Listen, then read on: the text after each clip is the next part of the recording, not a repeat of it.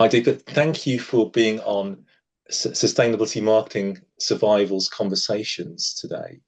It's a real pleasure to have you on here. I know how passionate you are around sustainability, but you also are passionate about AI and governance as well, and we'll dig a bit deeper into that as we chat today. What was your own journey into sustainability to start with, though? Yeah. So thank you so much for having me. I know we've had a lot of conversations before. This is just getting a coffee conversation to a very, out to the world. So I'm very excited about it. So basically, I'm a chartered accountant through and through a finance professional, right? So I am more of an internal auditor, and my brain is wired to think about audit, assurance, risks, business processes, compliances, um, says the SOX program. So all of that was kind of is kind of my skill set. A few years back, when my company started having its sustainability report, I was on the other end trying to say, oh, we need to have a SOX like control for our sustainability reporting. That's when I was called on the other side of the table and say, hey, can you start, working on what a SOX like program looks like? And obviously, I had the internal controls team and the risk management team working together to make this possible. So that's how my journey into sustainability came through. Obviously, when I came into the sustainability world, I just knew what ESG was, right? I didn't know a lot of Yeah. other nuances, what was greenwashing. And that time, those words were just bubbling. It was not a well known concept, or it was, but maybe I wasn't towards it.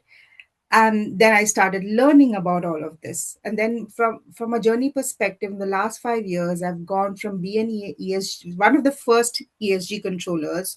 I was a ESG controller even before the word was coined, ESG controller, right? So after a year, like, oh, that's what my role is called, ESG controller role. So that's how I then called myself as ESG controller. And then I went into reporting as well, the overall governance, and now I'm more into, also along with governance, I'm also into regulatory reporting, and I'm also on the climate strategy piece of it, my company.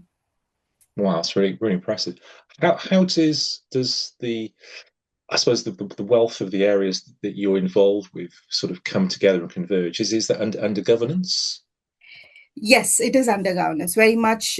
It's actually, see, the role in sustainability now is so different, in the sense that you don't really have a name to what you're doing, to be honest, right? It is under governance, but you're also trying to understand, okay, I'm doing also this, I'm also doing that. So what is my role actually?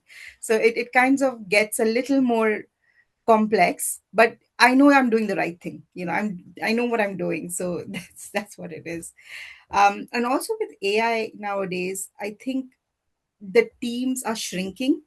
There is one person doing multiple roles, so that's how everyone's role is kind of, converging or combining. Yeah, I mean, sustainability is a different place to be today. Have you seen more people being brought into an awareness of what sustainability means for an organization and during your time working within this sector? Yes, there are. So it is very difficult to ignore this topic now, to be honest, right? If you are in a company which wants to create value to its stakeholders, to its investors, to the clients, to the community, to their associates or their employees, you can't ignore sustainability. Somehow you will always have a question, okay, how then do you deal with climate change with all your officers say that you have in the coastal area? There will be someone asking that question. There are clients and customers who are expecting you to be sustainable. So if you want to be in that race, stick with your peers, or just be along in or be competitive, I think you cannot do away with the fact that you need to be a sustainable business, and that's where nobody can ignore it. Yes, the journey was, oh, this is a good to have. Mm. Now, as of today, when you say 2026, we are in April. So that's where the regulators have come in. Every single country or jurisdiction talks about you need to comply with these 10 things, especially climate action, if you want to do business in our state or in our country. So that's where it's driving from good to have to must have.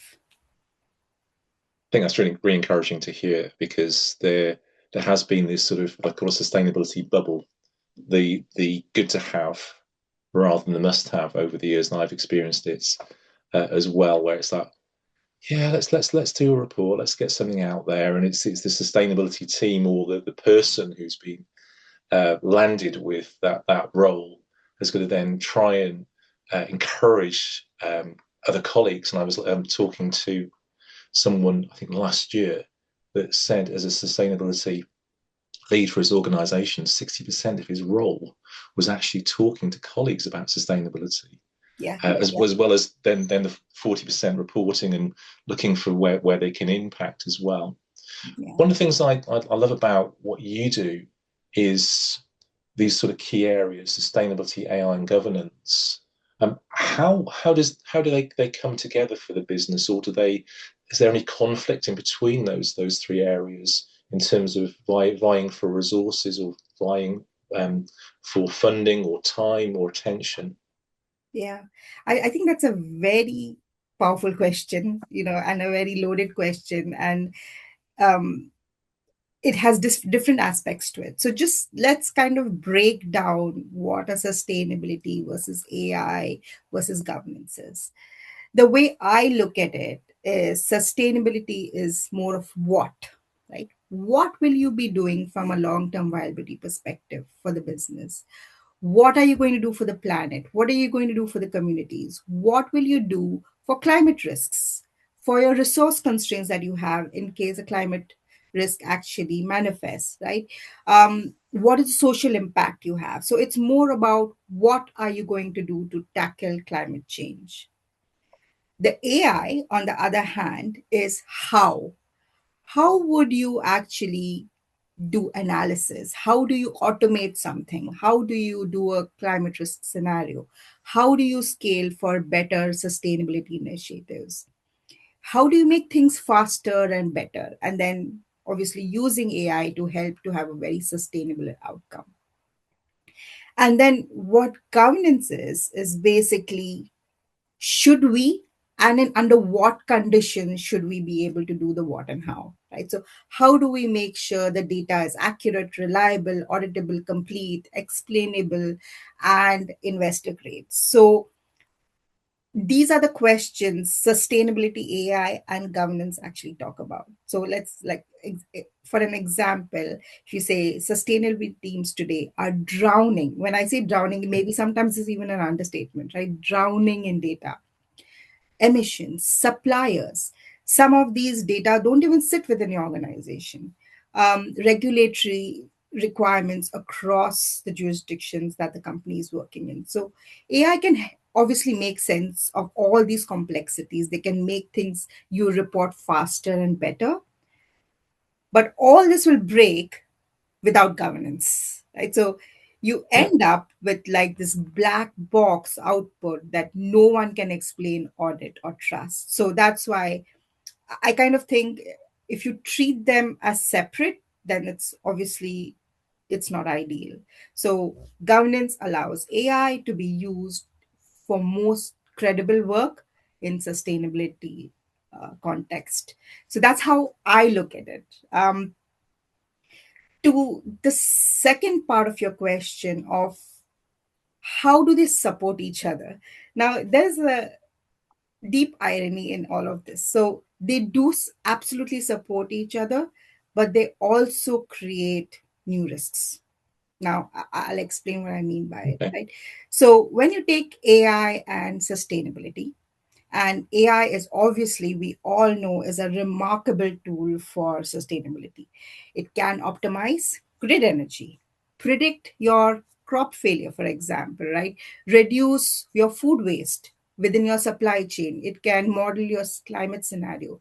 So the use cases, these are real use cases. These are actually being used today. But they obviously matter a lot because they make things more accurate, and Mm. they also improve your reporting, reduce your manual tasks, and also they are less prone to errors and omissions, and with a caveat, right? But ironically, if you look at it the other way, AI is also very resource intensive. So training, say, an LLM or large language model can actually consume enormous amount of energy and water. So data centers, for examples, are really significantly contributing to the carbon emissions and footprints that we are going through, right? So yeah, I mean, obviously, you're using intensive technology to solve carbon problems. That's the irony of it. Um, and this story won't be complete if we don't talk about governance and AI, right? So good That's governance good. is supported, say, is supposed to be transparent. Like, what is governance, right? Governance is being transparent, being accountable, but AI systems are often opaque. They hallucinate, they need that human in the loop. So that's where the black box comes in, right? Where even the people deploying them, they are not sure how to govern them, or they are not sure how the governance mechanism actually works. So how do you explain to the regulators? For example, a regulator comes to you and you're using AI for your output. How do you explain where I have used AI? What does the output look like from an AI perspective? How is a human actually reviewing it? These things are important questions. So again, it's like a combination. And again, there's a combination between sustainability and governance. So we need data for good sustainability. For for good data, you need good governance. But if you don't have a sustainable objective, there's no use of governance. So it kind of plays together.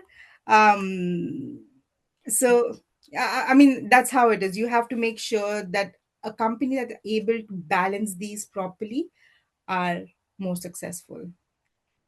I think that's quite forward thinking then in terms of what you do to have those three areas: sustainability, AI, and governance within one role. That seems to me incredibly logical, rather than different silos within an organization.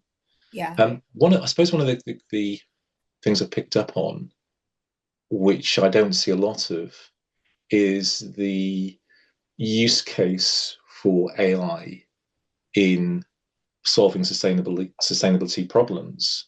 And some of the examples you gave there, I haven't heard of before, which is, I think, quite exciting. What I've seen is, and you've probably seen it as well, is here's a new reporting system.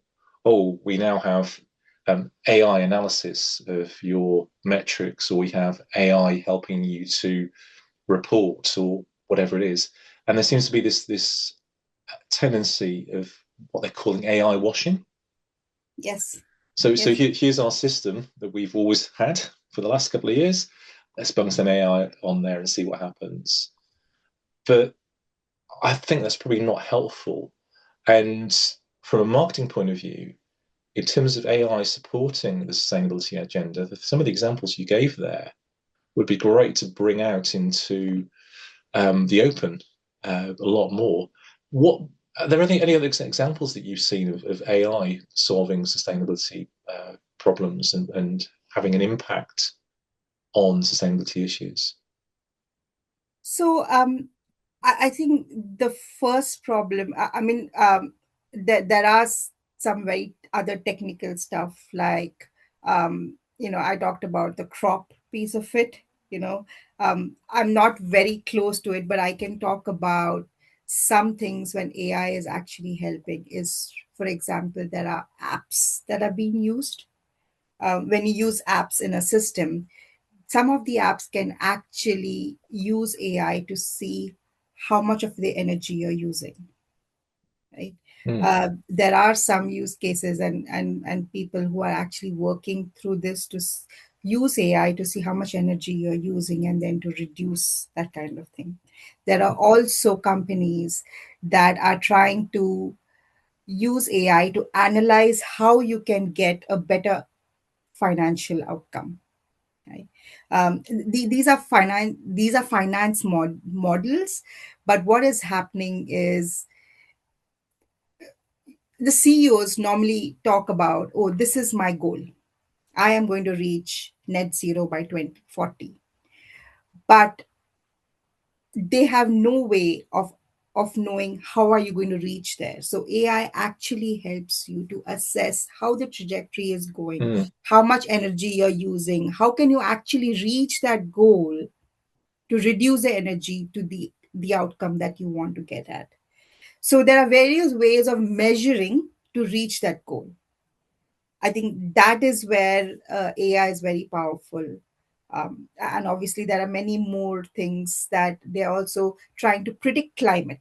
AI is able to predict climate as well. So you are able to predict, okay, there is going to be some kind of flood. And then how do you actually move your resources? You need to have a BCP, good plan to do that. And again, AI helps you to get the most optimum plan in place to make sure the organization does not get impacted with this climate issue. It can also predict what is going to happen in the next 10 years. So your whole organizational strategy needs to change based on how the AI is predicting. But obviously, you cannot blindly predict AI and basically say, okay, AI said it, so this is going to happen. So you have to have that good balance.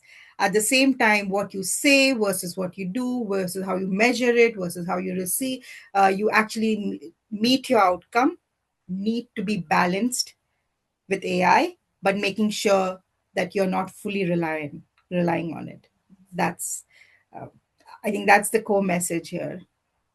That's really good. Thank you. I was just thinking, as you're giving some of those examples, I don't know if anyone's done this, but I wonder if it would be possible to map AI solutions to the SDGs.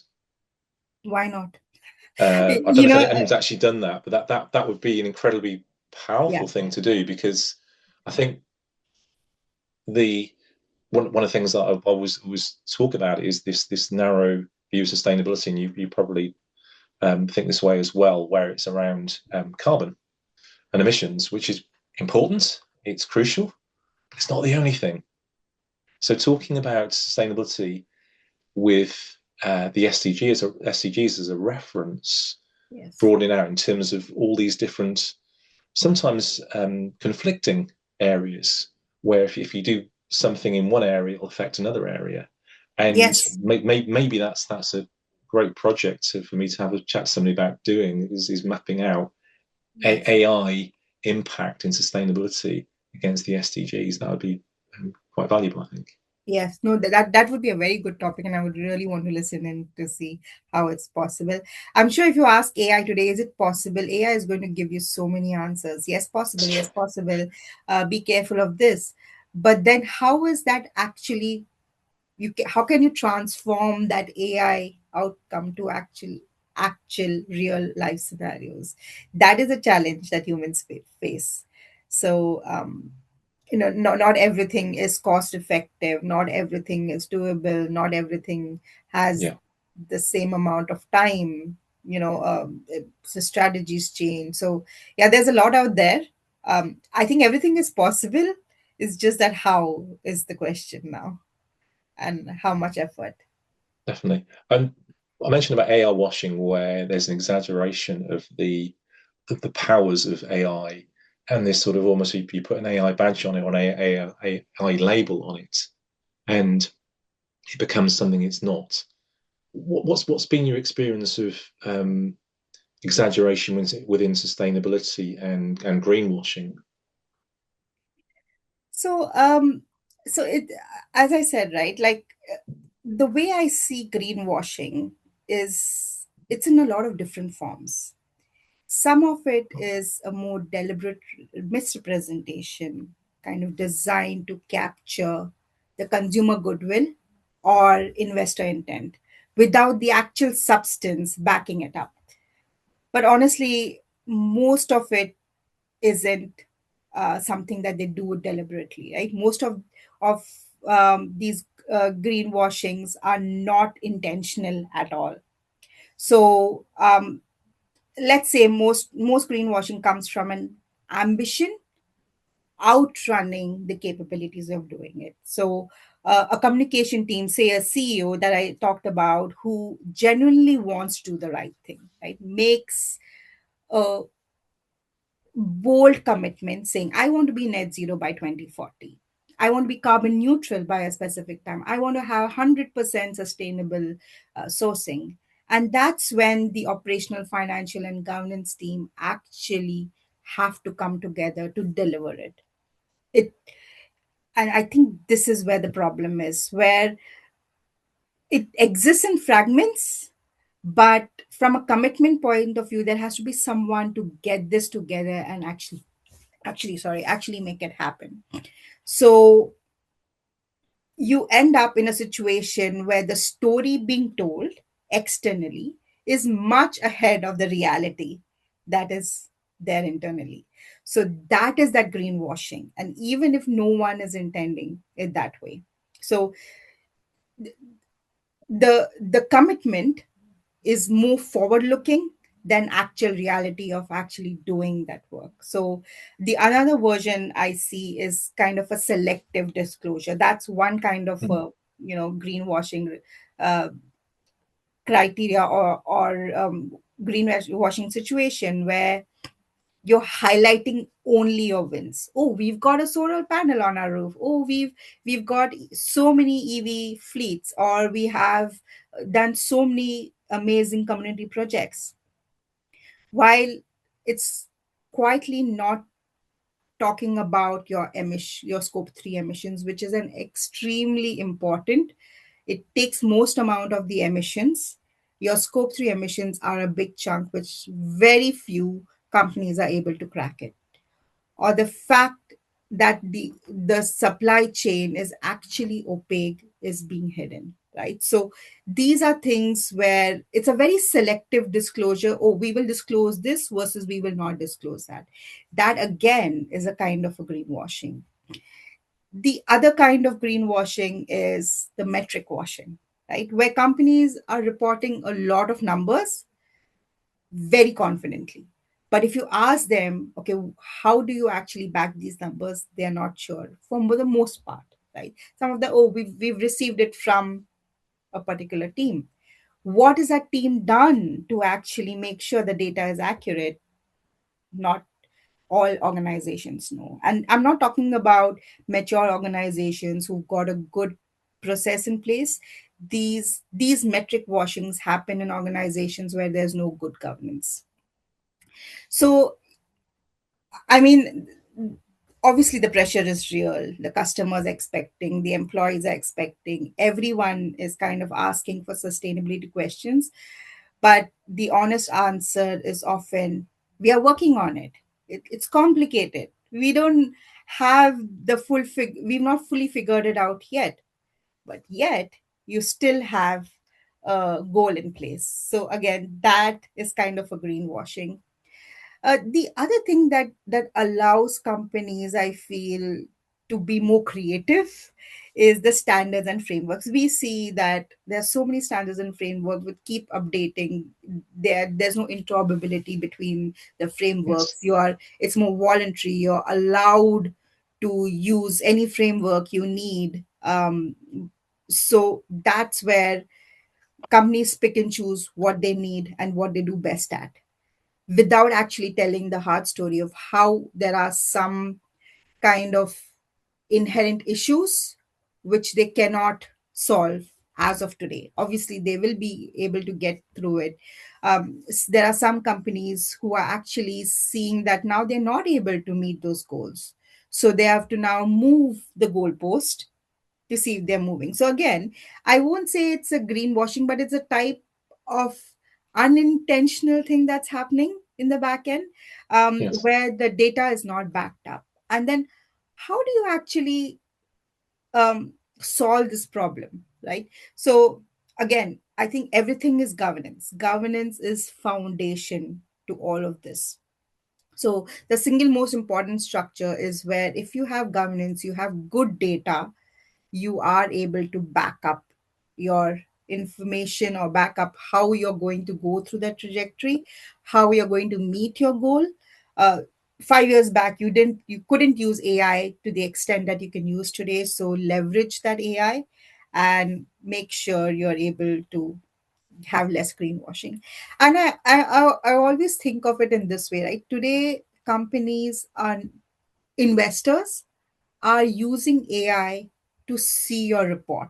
Even footnotes, they amplify, right? Yeah. Because you may think, oh, there's a small footnote somewhere, nobody's going to read it. Of course, AI is reading it because human is not reading it anymore.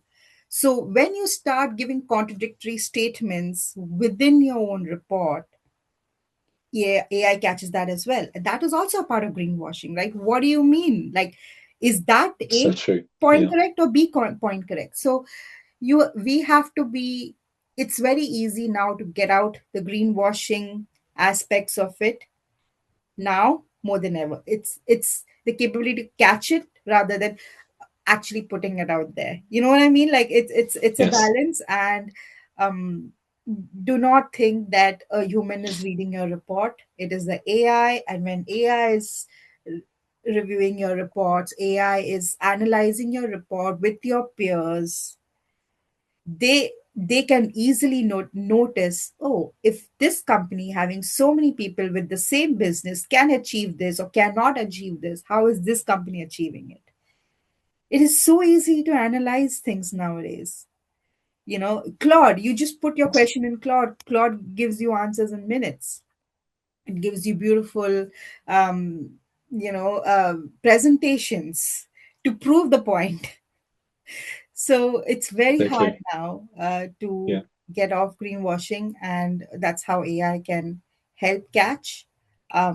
And also make sure that when you publish your report, make sure you run it through AI to see if there are any contradictory statements, something that I'm saying which is not possible. Run your commitments through AI again to see what it needs to be able to give you that proper um, direction needed. That's so powerful because you're using it to analyze what you're saying. But Yes. going back a bit to what we were talking about at the start, you're also using it to address areas where you can have impact as well, which Yes. I think is phenomenal. It reminds me of something I read last year of Google put out how they use AI in improving their business, and one of them got my attention straight away because it was they produced their sustainability report, and their marketing team use AI to analyze it and come up with the questions that a reporter might ask them. And I thought, I wonder if I can take it any further. So I did an experiment last year, which was choosing, I think it was a major fashion manufacturer, taking their sustainability report, picking, I think it was a BBC journalist for environment, and saying, I'm being interviewed by this person. Here's my report. Am I greenwashing? What are they going to ask me?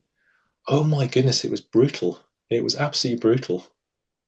It saw a whole host of greenwashing from the metrics. It went through all the metrics. It went through all the disclosures. It worked out where they weren't aligned. And the questions, I thought, if I was part of that company, I would be horrified to know. Oh, well, I suppose on one hand, I'd be horrified to know the potential questions I'm going to be asked, but I'm Yeah. also being forearmed as well in terms of I know what's going to be coming my way as soon as I get on that call. Yeah. Yeah. The other side of that as well is that I don't know if you've picked up on this. The Advertising Standards Authority has now got an AI tool which Hmm. analyzes websites and adverts for greenwashing, which is why they're really ramping up in the challenges they're putting out there. So Yeah, even they are doing this on a proactive nature to try and combat greenwashing as well. yeah. I mean, from what you said, there are a couple of things that, come jumps out. Is nowadays with AI, you can make policies in 2 minutes. In 2 minutes, you can make policies. But who is actually seeing if that policies can be manifested in the real world? That is a very important thing, right? And the other thing I feel where greenwashing can reduce to some extent is having your board or your CEO or your C-suite actually responsible from an incentive perspective. If they have incentives mapped to the sustainability goals, they'll be more serious in looking at this information in a very granular eye, challenging everything, trying to understand everything. Is it true? Because they know everyone's heads on the line, to be very harshly putting it. So it is the accountability that is driven by some incentive to make this sustainability happen, greenwashing lesser, AI being used in a more responsible way. So all of that, I think, will get streamlined if you attach a number to it. And I also feel different in organizations, different departments look at sustainability AI in a different way, right? A CEO looks at it as this is my goal. I need to get it. I need to get more business. Finance thinks of it, oh, all these sustainability, it really costs. And how am I going to get my money back? And how long will it take? So they have a different mindset of looking at sustainability in numbers, right? Yes. Sustainability team looks at it, oh, I need to really have an impact for the organization, people, planet, whatever that is, right?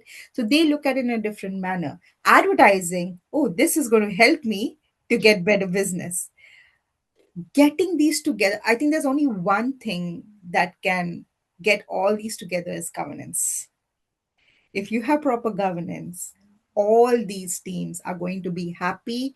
They will be able to give their narrative in the way they need from a sustainability perspective, because AI, because it's all driven by data, and data is driven by good AI governance. It's like all, I know we Yeah, came that's really back good. to Yeah. the point that we all started with. How is all this interlinked? I think this is how it's interlinked.